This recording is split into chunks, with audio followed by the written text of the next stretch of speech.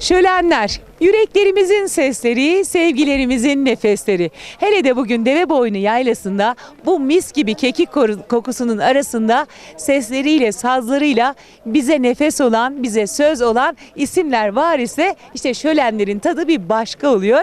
Şimdi çok özel bir isme mikrofon uzatacağız. Merhaba diyelim, sizinle bir tanıştıralım istiyoruz.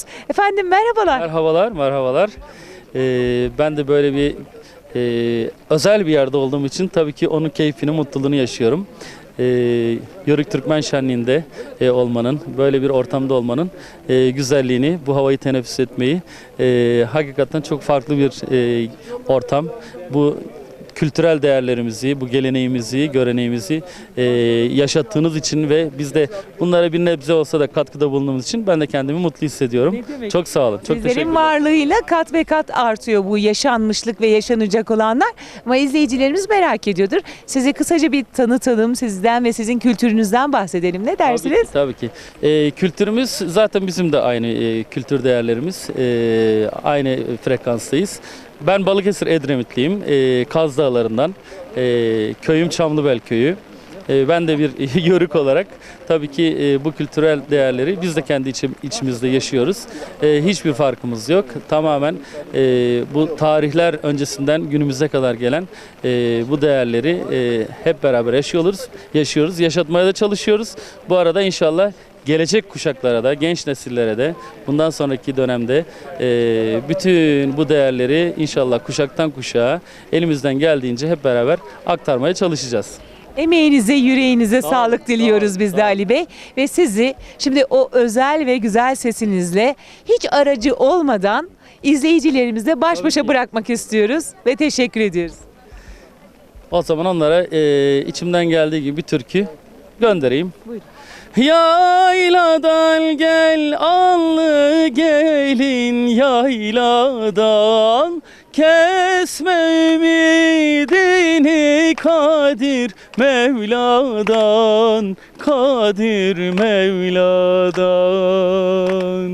Ver elini karlı dağlar aşalım, bayramlaşalım. Ver elini karlı dağlar aşalım, bayramlaşalım. Teşekkür ediyoruz. Sevgi ve dostlukla, kardeşlikle. Ben de sizlere çok çok teşekkür ediyorum. Bu güzel kültürümüzü yaşattığınız ve yaşattırdığınız için sonsuz teşekkürler. İnşallah yine farklı etkinliklerde, birlikteliklerde beraber oluruz. Çok teşekkür ederim. Sevgiler, Çok sağ olun. Ram ram ray ra ra ray ra ra ram.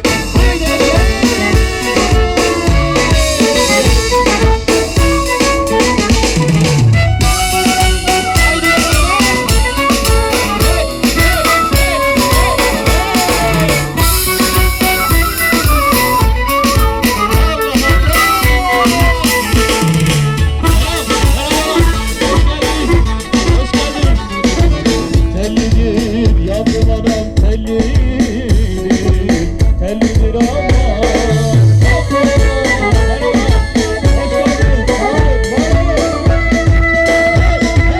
Denizlerin horozları tellidir.